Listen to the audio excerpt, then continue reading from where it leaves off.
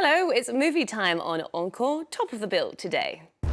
A vampire romance you can sink your teeth into. One of cinema's most defiant rebels, Jim Jarmusch, jumps on the bloodsucker bandwagon and is bound to leave you thirsty for more. Muscling in on the action genre, French director Fred Cavalier delivers another punch in Mea Culpa, his third race against the clock suspenser. And a classic tale of unrequited love. We tell you why you should see the 1948 flick Letter from an Unknown Woman as it graces cinema screens once again. All that and more still to come, so let's get started.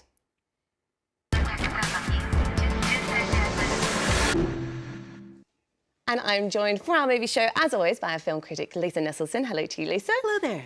We're going to begin, though, with some big film news of the week. The resounding triumph for Asian cinema at the Berlinale. Chinese director Diao Yunan's noir thriller Black Coal, Thin Ice was the big winner, taking the top prize, a Golden Bear, and also scooping Best Actor Silver Bear for its leading man, Liao Fan.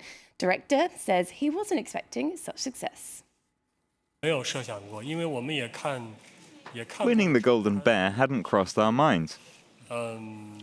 We read the critics' marking notes and saw that we weren't ranked highly. So we weren't expecting such a surprise.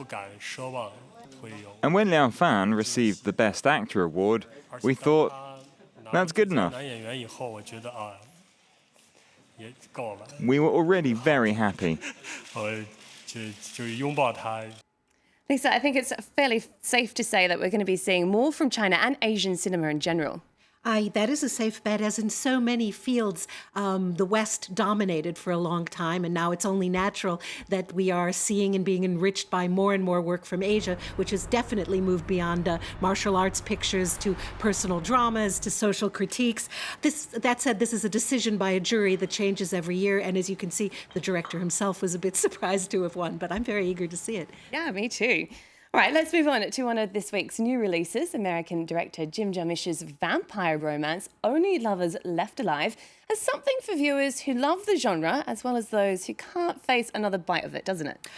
Yes, it's about a rather gorgeous, pale couple, Adam and Eve. They've been married for centuries. It doesn't just seem like that. They really have been married for centuries because they're vampires. He lives in decaying Detroit. She lives in exotic Tangier. And they both are artistically inclined. They found a way to give famous writers and musicians a bit of a nudge all through history. And they found a way to get around biting people in the jugular, which is put in peril when there's a little bit of a family crisis. Let's take a look. 1868, her third wedding. It looks so young. Give my regards to that suicidally romantic scoundrel.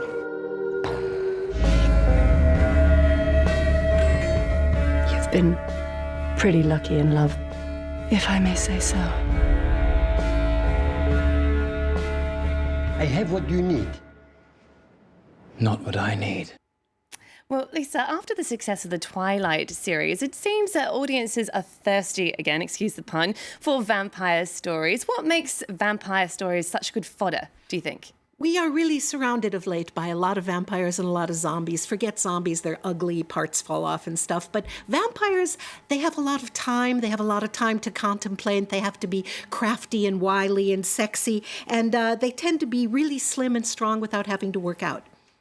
Yeah, and Jim Jarmusch is an American director. He actually had the idea for this movie quite a long time ago, but he struggled to get the financing, and it was actually Europe that came to the rescue, wasn't it? They've financed a few of his films before. What is their fascination with him? He had this idea way ahead of the curve 8 or 9 years ago, but it took him 7 years to get the funding, and it was Europe that came to the rescue. I think they've just always liked his sensibilities, and something I appreciate about France in particular is that if you ever made a movie that people liked, you're sort of on the map forever, whereas in the English-speaking world, you're only as good as your last picture. So people just sort of like his sensibilities, and what's not to like?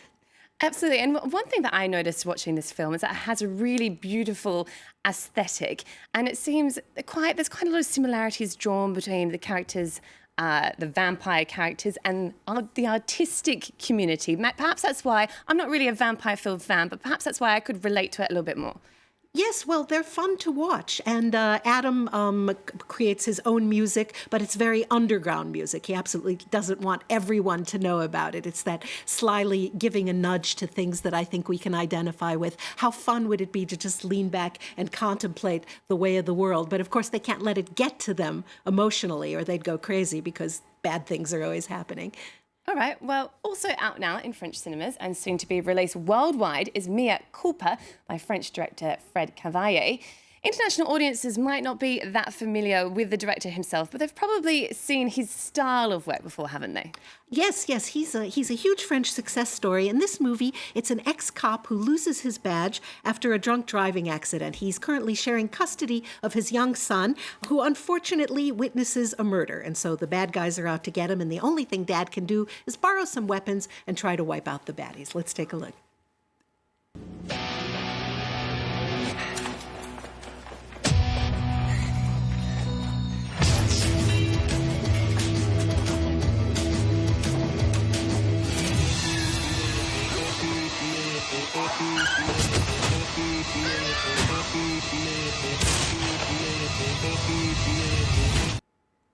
It certainly looks like it's come straight out of Hollywood. It's like very much an action-packed movie there.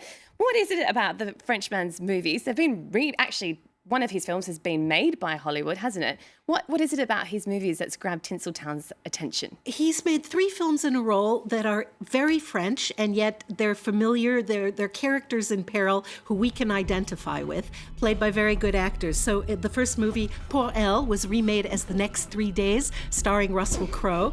And then he made another film called À bout portant, Point Blank, which was so successful that he sold the remake rights twice to the United States and also to South Korea. And then this one, of course, again has characters in peril who appeal to international audiences.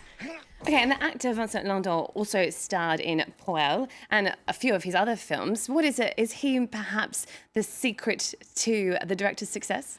I think the secret to his success is knowing how to cast his movies and knowing what to do with the actors and, as I said, putting them in peril. But Vincent Lindon has spent his career perfecting this sort of dour weight of the world expression that's very effective. I think even if there were such a thing as a joie de vivre transplant, his body would reject it. And so we feel bad for him because his life has been ruined by this car accident. This is a chance to redeem himself by looking out for his son. And he's got this partner who still has a badge, who shouldn't really be helping him take the law into his own hands, but because of their friendship, they end up on a speeding TGV train trying to, right the situation. Also, I see a lot of movies, and I have to say there was a development in this one that I absolutely did not see coming.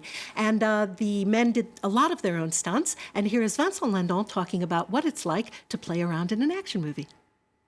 For an actor, it's just great. It's really nice. I felt young again. I was just messing about, really, playing like a child.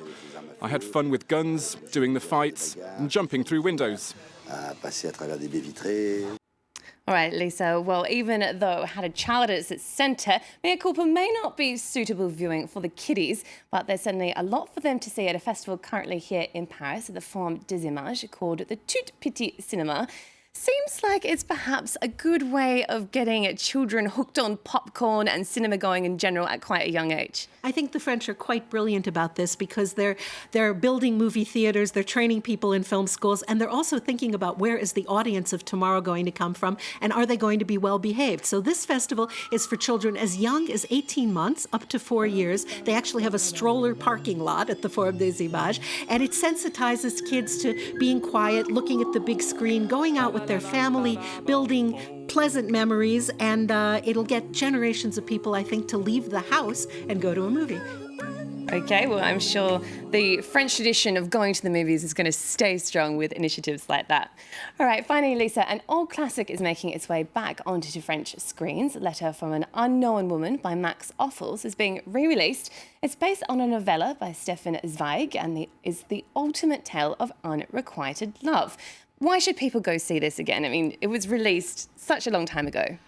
There are very few sure things in life, but I think it's a pretty safe bet to always seek out a movie directed by Max Ophuls, or indeed by his son, the documentary maker, Marcel Ophuls. It is a haunting tale starring Joan Fontaine, who died recently in December. It's a superb recreation of on a Hollywood soundstage of a bittersweet historical Vienna. As you said, it's unrequited love, and it shows us the incredible role that letters, pen and ink on paper, played in our lives until quite recently.